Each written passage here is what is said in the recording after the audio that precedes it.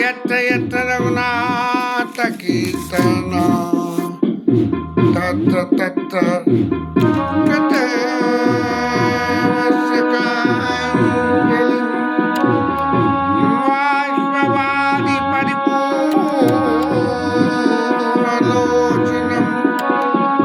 मारुतिं नमामि जो संपत्ति शिवरामनि दीन दिए दत्ता कई संपदा गई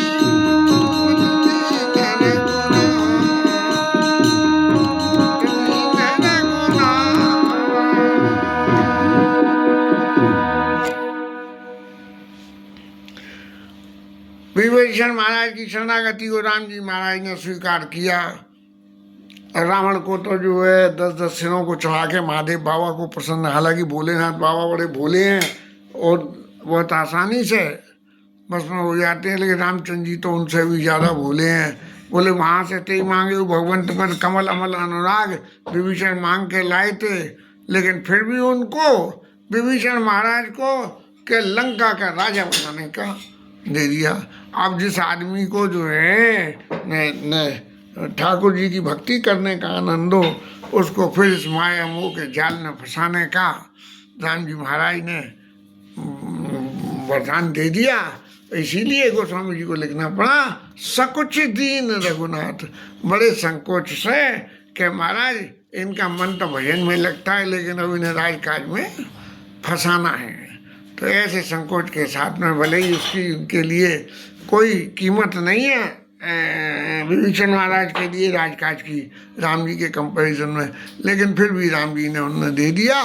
और फिर गोस्वामी जी लिखते हैं कि ऐसे भगवान को फिर भी कोई यदि भजन नहीं करे तो वो बिना पूछ के जानवर हैं, क्योंकि जीवन का हाथ तो होते नहीं है जानवरों के। जिसके हाथ नहीं होंगे तो उसका काम पूछ से होगा। अब गैया का काम पूछ से हो गए, बंदर का काम पूछ, बंदर का भी पूछ में नहीं से काम नहीं लेता है क्योंकि उसके हाथ हैं दोनों। कुत्ता पूछ से काम नहीं लेता है क्योंकि कुत्ते के हाथ होते हैं, लेकिन जो है गाय हैं भैंस हैं इस तरह ये लंबी लंबी पूछ वाली है, जिनकी पूछें लंबी हैं वो पूछ से काम लेते हैं। अब विभीषण महाराज के संग वार्तालाप भगवान की बराबर चल रही है।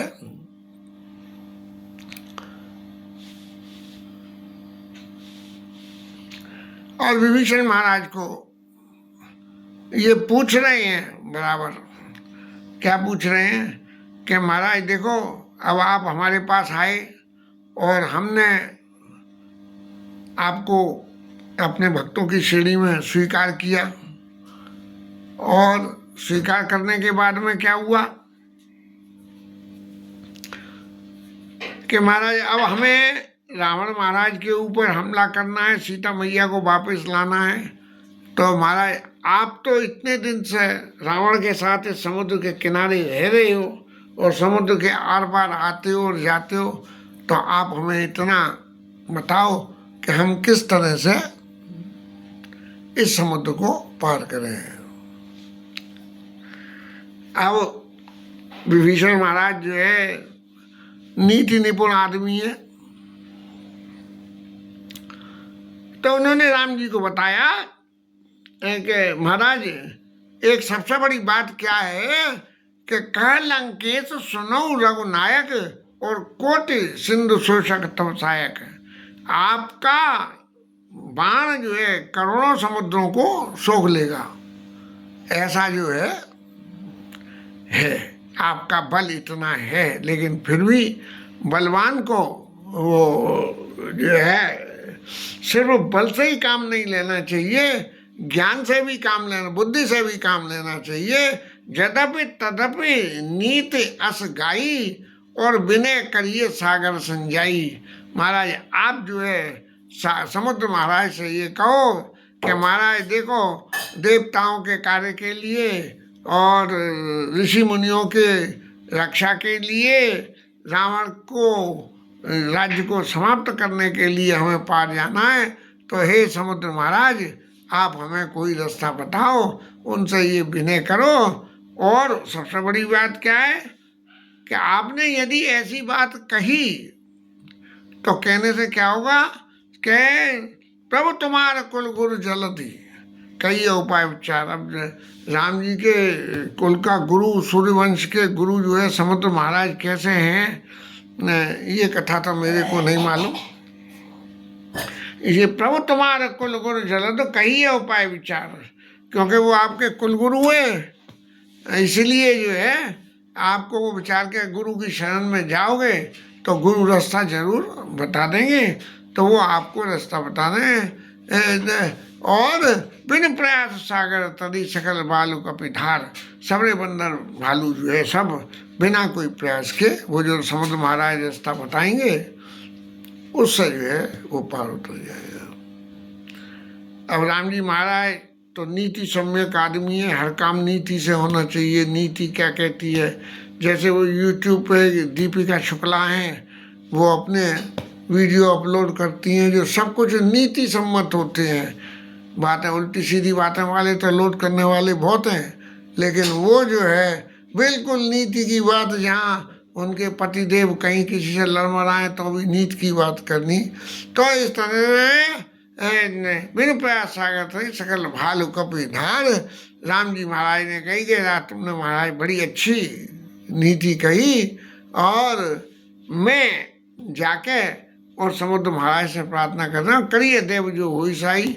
यदि भगवान ने चाही तो समुद्र महाराज राजी हो जाएंगे, और समुद्र महाराज राजी हो जाएंगे तो रास्ता भी मिल जाएगी। और आपने जो कही सकल भाल बिन प्रयास सागर तदी सकल भालू का विधार, तो वो पार उतर जाएगी। अब ये बातें हो रही थी, लक्ष्मण जी तो राम जी के संग थे। लक्ष्मण जी महाराज कर्मकांडी आदमी है, कर्म में विश्वास करने वाले हैं। अरे भाई जब कुछ करोगे ही नहीं तो फल कहाँ से मिलेगा, इसलिए ये खाली जाके विनय करने से काम नहीं होता, विनय करने के संग में कुछ कर्म भी करना पड़ेगा। अब जैसे हमारे संग घर में कोई वो घर में परिस्थितियाँ अनुकूल नहीं हो तो बोले फलाने देवता का आह्वान करो, उनकी पूजा करो, उनका पाठ बिठा लो। तो पाठ बिठाना, पूजा करना, ये कर्म करना पड़ेगा ना, ये कर्म करना तभी तो उस कर्म का फल मिलेगा। और लक्ष्मण जी महाराज इसी सिद्धांत वाले आदमी हैं, बोले कर्म नहीं करोगे तो खाली विनय करने से कोई रास्ता महाराज नहीं बनेगी। मंत्र न है लक्ष्मण भावा, और राम वचन सुन अति दुख पावा। अब लक्ष्मण जी महाराज कहे कि मेरी तो पार तो डल नहीं रही, लेकिन मुझे बड़ी तकलीफ हो रही है। इस तरह से का दरमन कहूँ, एक अधारा देव देव वाली सी पुकारा। महाराज जो पोच आदमी होते हैं, डरपोक आदमी होते हैं, वो तो कहते हैं कि राम की चाही सोई वही करे, अन्यथा से नहीं कोई, कि देवता करेंगे वो करेंगे तो हो जाएगा, नहीं करेंगे तो नहीं होगा। तो ऐसे लोगों की गिनती कायर में होती है। प्रभु आप अपनी गिनती इसमें न कराइए, और सोचिए सिंधु करिए मन रोषा, मन में जरा सा गुस्सा ले आओ। और राम जी को तो क्रोध आता नहीं, तो गुस्सा कैसे ले आए, लेकिन लक्ष्मण जी कह रहे हैं कि क्रोध लाइए। सोचिए सिंधु करिए मन रोषा, रोष करके राम जी इस बात को कैसे स्वीकार कर लें कि जिसको क्रोध ही नहीं आता उससे कही जाए कि क्रोध करो। तब जो है राम जी ने लक्ष्मण जी को समझाया, बोले लक्ष्मण जी थोड़ा सा समझो बात को। बात क्या है कि जरा सा मन में धीरज रखो, पहले किसी के संग विनय करो, और विनय से पार नहीं डलती हो तो थोड़ा सा धैर्य धारण करो, और फिर उसके बाद आगे की कार्रवाई करनी चाहिए। सोचिए सिंह ऐसे करो धरो मन धीरा, जरा मन में धीर धरो। राम जी महाराज गए और समुद्र किनारे गए, और जाके उन्होंने जो है अपना आसन बिछाया। आसन बिछा के समुद्र महाराज को ढोक दंडवत प्रणाम लगाइए, समुद्र महाराज की जय। और महाराज हम आपसे विनय करने आए हैं। लक्ष्मण जी ने कह दिए कर्म में, तो कर्म करने के लिए तो आई कि देवताओं को देव को भरोसा करना, लेकिन कर्म करने की बात करना। तो कर्म क्या करना है कि समुद्र की प्रार्थना करनी है कि आप हमें रास्ता दो। अब महाराज राम जी महाराज तो जो है समुद्र महाराज को मनाने बैठ गए लेकिन यहाँ जो रावण महाराज ने नई डीलें रची, क्योंकि रावण को ये पूरा भरोसा था कि विभीषण भले ही भगवान के आश्रित हो, लेकिन दुश्मन का भाई होने के नाते का जो गुण उसमें है, उसकी वजह से राम जी इसको स्वीकार नहीं करेंगे। और स्वीकार नहीं करेंगे तो उन्होंने पीछे से क्या करा कि अपने 2 दूत भेज दिए। बोले तुम जाओ और जाकर ये देखोगे विभीषण में लात पड़ती है कि नहीं माँ से। जब लात पड़ेगी तब इसे पता लगेगा। क्यों कि विभीषण की स्थिति क्या है कि अरे मेरे शासन काल में रहते हुए और राज्य का सुख भोगते हुए और मम पुर बस तपसिन पर प्रीति और सठ मिल जाइत नहीं कहूँ नीति, उनसे जो है जाके नीति कह। अब माँ नीति कहने गया है, अब लात पड़ेगी तो पता लगेगी, इसलिए 2 दूत जासूस भेजिए संग में। और वो भी जो है जाके वहाँ राम जी की सब क्रियाकलापों को देख रहे हैं कि राम जी कितने क्षमाशील हैं। क्षमाशील जे परोपकारी ते दुज मोहि प्रिय जथा खरारी। अब जो रावण के वंशज हैं तो हैं तो ब्राह्मण ही, ब्राह्मण कुल में जन्म लिया है। तब जो है राम जी कहते दुज मोहि प्रिय जथा खरारी, शंकर जी के समान मेरे को प्रिय हैं। अब बंदर महाराज तो जो है बंद का स्वरूप तो उन्होंने डाल दिया और धर के बंदरों के बीच में मिल गए तो बंदर नहीं पहचान पाए। अब लेकिन जब राम जी का चरित्र ये देखा उन्होंने तो उनके ऊपर में बड़ा प्रभाव पड़ा। और फिर क्या हुआ कि राम जी के गुणों का गान करने लगे। अब राम जी के दल में जो इतने दिन से रह रहे आए संग में, और संग में रह के सब लीलाओं को देख रहा कर रहा, तो ये नए सिरे से राम जी का गुणगान करने वाले ये 2 बंदर कौन है। तब जो है लोगों को शक हुआ बंदरों को, और पकड़ के सुग्रीव के पास ले आए और सुग्रीव के पास ला के और उनसे कही कि महाराज ये 2 बंदर जो है ये नकली बंदर हैं, असली नहीं है, इसलिए जो है जरा इन्हें टैकल करो अच्छी तरह से। प्रगट बखाने राम सुबाऊ अति सप्रेम का बिसरी दुराऊ। वो जो बंदर का वेश बना लिया था, राम जी का नाम लेते उनके गुणों की चर्चा करते ही अपनी असलियत पे उतर के आ गए। जो नकलीपन था जीवन में खत्म हो गया। ऐसा मैंने कहीं सुना या पढ़ा कि रावण महाराज सीता मैया को अपनाना चाहते हैं तो उनको सलाह दी गई कि तुम ऐसा करो, तुम तो माया भी हो, सब रूप धर लेते हो, और तो तुम राम का रूप धर के और सीता के पास चले जाओ, और चले जाओ तो सीता भूल चूक में जैसे अहिल्या के संग हुआ था ऐसी लीला हो जाएगी और तुम्हें सीता मिल जाएगी। तो रावण महाराज ने कहा कि मैंने ये भी करके देख लिया, लेकिन जब जब मैंने राम का रूप धरा तब तब जो है मेरे हृदय में सीता के प्रति जो काम भाव था वो खत्म हो गया। जहाँ राम तहाँ काम नहीं, जहाँ काम नहीं राम। और तुलसी कहूँ न रुक सके रवि रजनी एक ठाव। सूर्य और रात्रि दोनों एक ठिकाने पर नहीं रुक सकती हैं। इसलिए अगर मैंने राम का रूप भी धरा तो सीता के प्रति जो मेरे चित्त में भावना थी वो सभी भावनाएं खत्म हो गई। और इस तरह से जब राम जी के चरित्र का बखान करते करते बंदर राक्षस अपने असली स्वरूप में आ गए और वहाँ ले आए पकड़ के सुग्रीव के पास, और लक्ष्मण जी की अदालत में उनको पेशी कर दी। और पेशी करने के बाद में क्या हुआ कि लक्ष्मण जी ने बुलाया, बोले यहाँ आओ, तुम जासूसी करने आए थे ना, जासूसी कर ली, अब तुमने देख लिया, अब तुम्हारा दल बदल गया, क्योंकि तुमने राम जी के गुणों का गान करा है, इसलिए तुम्हारा भी उद्धार हो जाएगा। लेकिन उद्धार जब होगा जब मेरा एक संदेश यहाँ से ले जाके और रावण को दे दो, और जाके एक लिख इन राइटिंग में एक लेटर लिख के दिया, कयो मुखागर मूरुसन मम संदेश उदार। जैसे राम जी की उदारता देखी ऐसे अब लक्ष्मण की भी उदारता देखो। मम संदेश उदार सीता देव मिलो उन्नत आवा काल तुम्हार। ये जो है सीता दे के और राम जी से मिल लो, नहीं तो तुम्हारा काल आ गया। और ये महाराज राक्षस जो है तुरंत वहाँ से जान बचा के भगे। और इस तरह से कि देखो एक रावण महाराज हैं हमारे जो इनकी 420 कर रहे हैं, कि राम जी महाराज हैं कि जिनकी 420 करते हुए भी जो है हमें कोई दंड नहीं दिया। और वहाँ से जो है वो लोग आ गए और आके रावण महाराज के दरबार में पहुँचे हैं। दरबार में राम के में रावण के में पहुंच के उन्हें पुणे कहो खबर विभीषण केरी जाई मृत्यु आई है तिनेरी। रावण तो इतने अभिमानी है कि वो कहेंगे विभीषण की खबर कहो जिसकी मौत पास में आ गई है, क्योंकि उधर राम जी ने वहां से लात मार के भगाया और मैंने उधर से विभीषण की जो है गर्दन काटी। लेकिन उन्होंने दूतों ने कहा कि महाराज आप अपने अभिमान को छोड़ के छाणो नाथ पकड़ते अभिमानी, अपनी अभिमान की जो पकड़ती है उसको छोड़ के आप जरा हमारी बातों को सुनना, तभी आपके समझ में आएगी। मिला जाई जब अनुज तुम्हारा जाते ही राम तिलक ते सारा।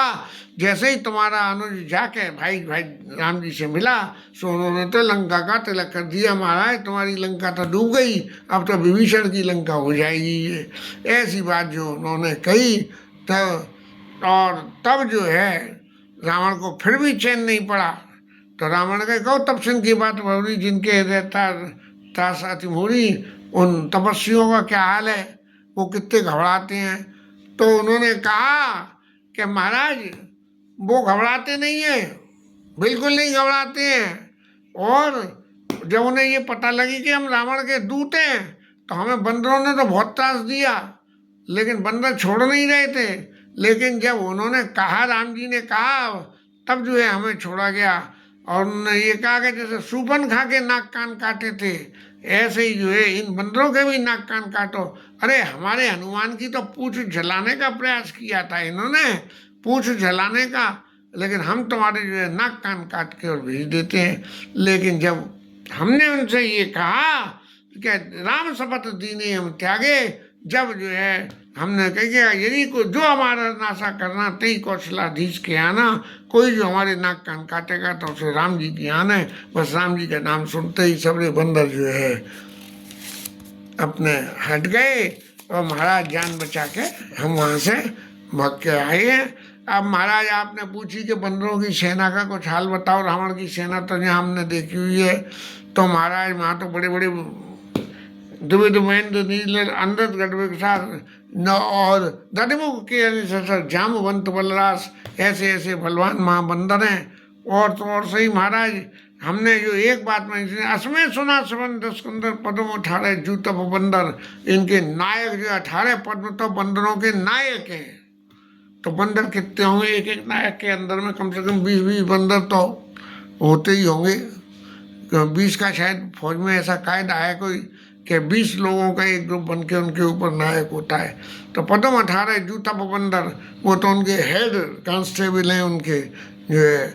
और तो और सही महाराज रावण के हृदय में आग लगाने को उन्होंने एक बात और कही कि महाराज तुम तो समझ रहे हो तुम बली हो, लेकिन तुम बली नहीं हो। एक भी बंदर ऐसा नहीं है जो न तुम्हें जीते रनमाई, जो युद्ध भूमि में तुम्हें जो है पछाड़ नहीं दे, ऐसा एक भी बंदर नहीं है।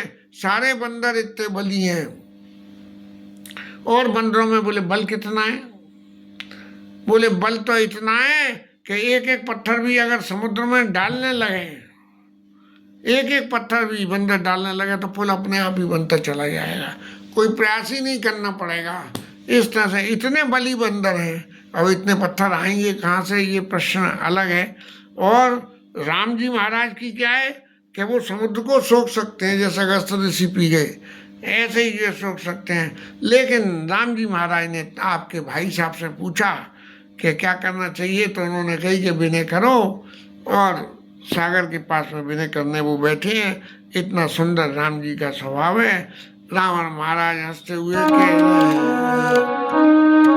सचिव सबीता विभीषण जाके विजय विभूति कहाँ जता के। अरे तुम उनके जीतने की बात करते हो।